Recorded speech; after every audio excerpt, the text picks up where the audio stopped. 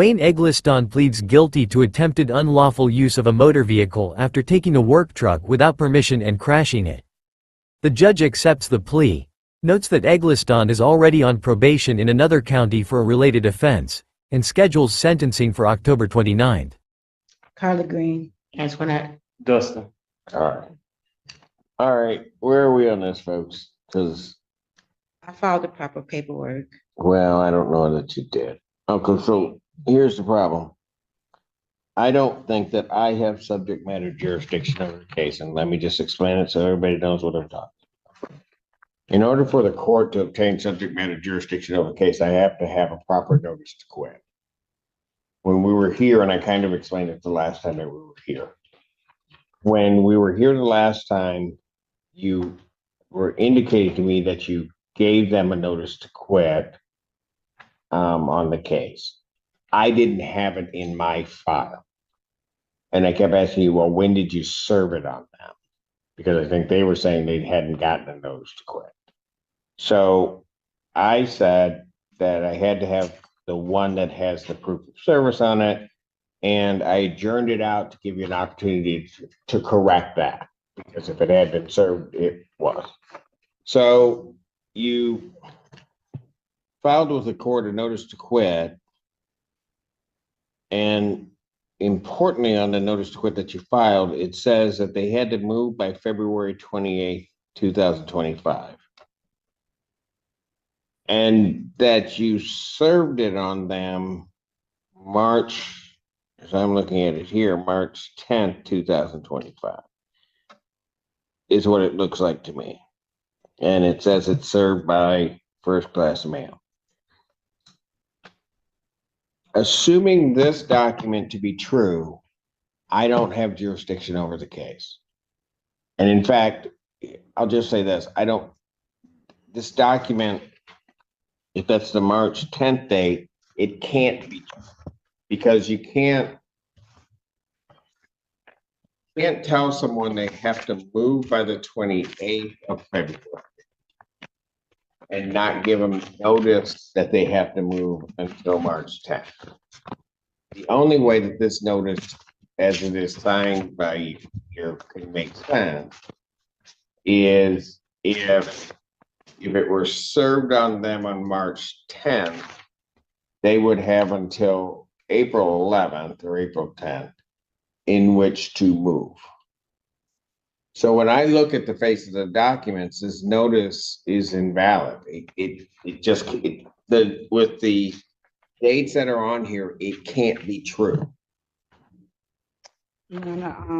Additionally, went with that notice to quit, had this file, had the police officer do it the correct way, because that's what I was told to do from this court. The notice to quit. You said that I had to show proper paperwork of me serving them the correct way. So the first time I served them was January. And we went through this the last time. You gave me, and when you were talking about the police officer serving, that's the service of the summons and complaint. That I don't necessarily, as I'm looking at it, have a problem with, that they would have received a summons and complaint from the court. They would have had an officer or somebody show up to serve that. That I'm not having the issue with, and that's what I was trying to explain at the last year. Because the document you handed me, that you were talking about that. What I told you was the notice to quit. I didn't have a copy of when it was served on them. Gave you the opportunity, you said you did, I gave you The courtroom was already warm, even though the day outside had barely begun. Fluorescent lights hummed overhead, casting a pale glow across worn wooden benches polished smooth by decades of anxious hands and restless knees.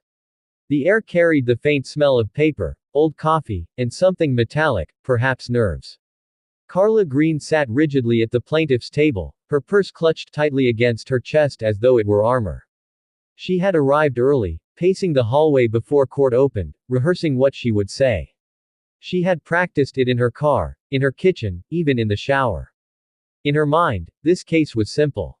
Tenant didn't leave. I gave notice. End of story. Across the room, Dustin sat quietly. He wasn't slouched or defiant. He looked tired, deeply tired, the kind of tired that sleep doesn't fix. His jacket was zipped all the way up even though the room was warm. He stared straight ahead, hands folded, saying nothing. Judge Simpson entered without ceremony, black robe flowing behind him like a shadow that had learned how to walk. The bailiff announced the court, voices rose and fell, and then silence settled in again. Next case, the clerk called. Green versus Dustin. Carla stood quickly, chair legs scraping loudly against the floor. Dustin rose more slowly. Judge Simpson adjusted his glasses and glanced down at the file in front of him. Ms. Green, he said calmly, you're seeking eviction based on noncompliance, correct? Yes, Your Honor, Carla replied, her voice tight but confident. And you're representing yourself today? Yes. The judge nodded. All right. Let's begin. The notice. Judge Simpson flipped through the documents with deliberate slowness. He didn't rush. He never did. Each page received the same careful attention, as though the paper itself might speak if given enough time. Ms. Green watched his eyes move. Her foot tapped lightly beneath the table. Ms. Green, the judge said at last, according to this notice, you required the tenant to vacate the property by February 28, 2025. Is that correct? Yes, she said quickly. And this notice was served on March 10, 2025. Yes, she repeated, slightly louder this time. Judge Simpson looked up. Do you see the problem with that? Carla blinked. No, Your Honor. A faint pause followed. The courtroom seemed to lean forward.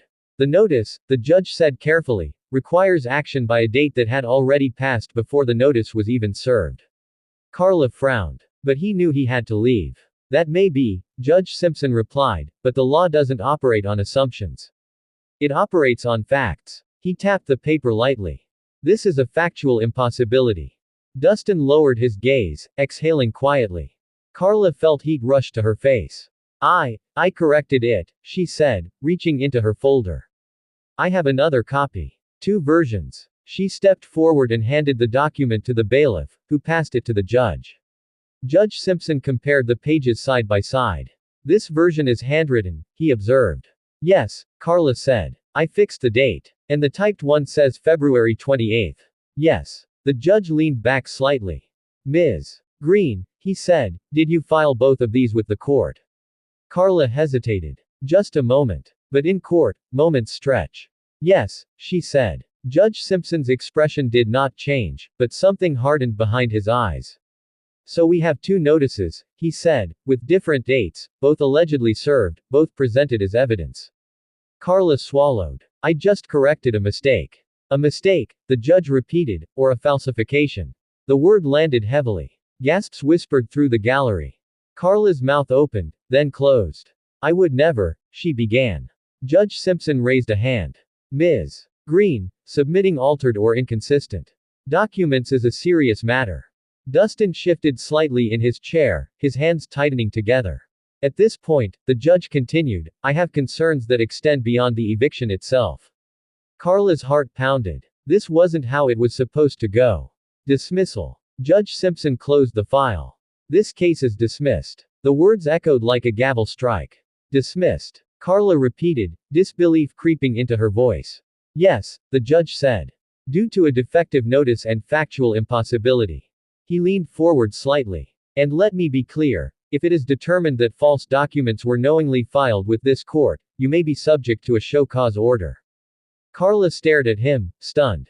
That means, he added calmly, you may be required to explain why you should not be held in contempt. Dustin finally looked up. Court is adjourned, the judge said. The bailiff stood. The remark. Carla gathered her papers with shaking hands. Her jaw clenched. As she turned away from the table, she muttered under her breath, just loud enough to be heard. This is ridiculous. The sound sliced through the quiet room. Judge Simpson's head lifted. What was that, Ms. Green? She froze. I said, she began. The judge's voice was sharp now. Bailiff, bring her back. The courtroom stilled completely. Carla turned slowly, heart racing. Ms. Green, Judge Simpson said, this court expects respect. She nodded stiffly. Do you understand me? Yes, Your Honor, she said, her voice barely steady. He held her gaze for a moment longer, then nodded. You are excused. After the hearing. Outside the courtroom, Carla leaned against the wall, breathing hard. Her confidence had evaporated, replaced by a hollow ache in her chest. This wasn't about the tenant anymore. This was about her credibility. Her record. Her reputation. Down the hallway, Dustin stepped into the sunlight streaming through the tall windows. For the first time in weeks, his shoulders relaxed. He hadn't won money. He hadn't been declared innocent or righteous. But he hadn't lost his home, not today.